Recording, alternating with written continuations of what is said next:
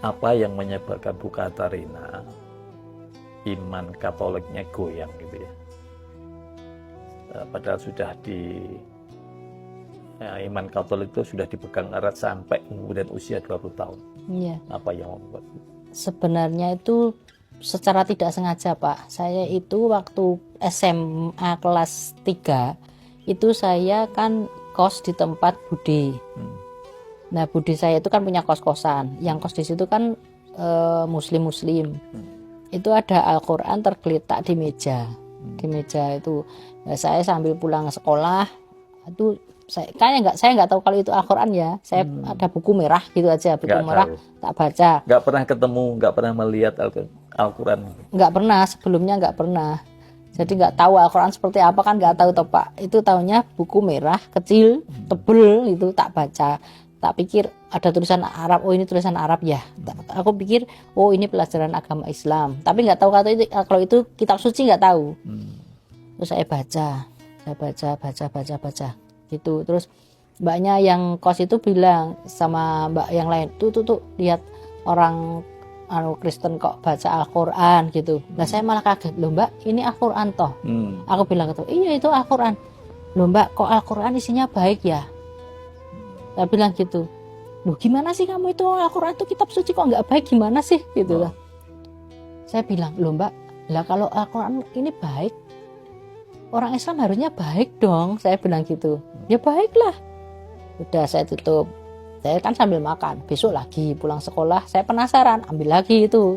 Tapi itu baca lagi sambil duduk seenaknya gitu Pak. Baca lagi, bukanya asal-asal juga baca. Kok pelajaran tentang mengacara, udah tahu ayat apa saya juga nggak tahu ya. Allah yang menunjukkan mungkin ya itu ya. Tentang bagaimana sikap kita pada orang lain tuh loh. Secara mengasihi orang lain, gitu loh. Loh, ini kok berarti kok ya? Kok baik ya gitu loh. Penasaran, besok lagi.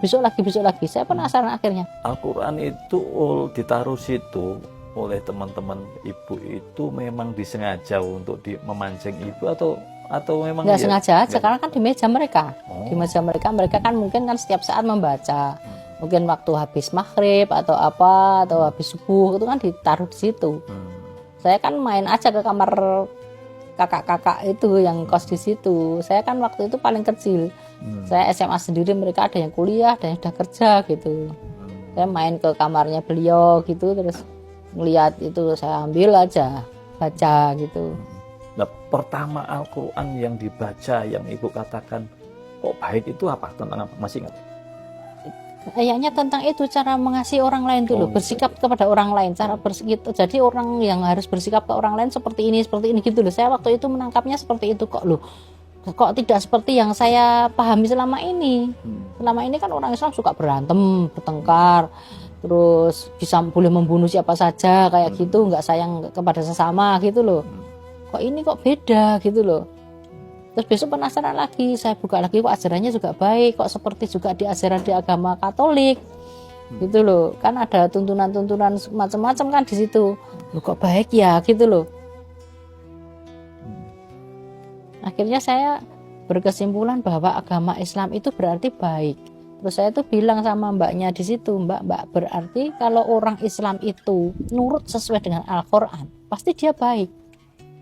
Saya bilang gitu. Jadi semua, lah baiklah orang agama kok nggak baik gitu, agama Islam kok nggak baik, lah setauku nggak baik.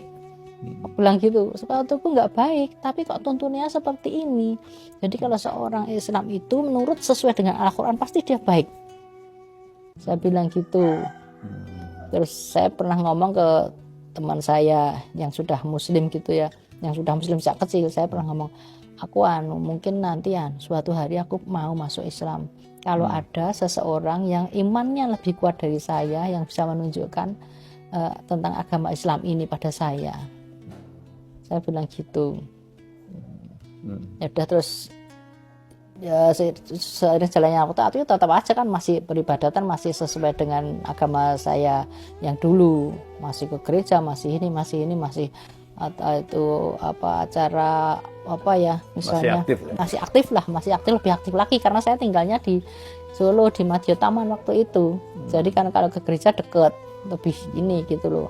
Misalnya acara Minggu Palem apa masih puasa yang apa namanya hari itu apa Rabu Abu apa itu masih, jadi masih saya ikuti, masih ikut puasanya itu masih.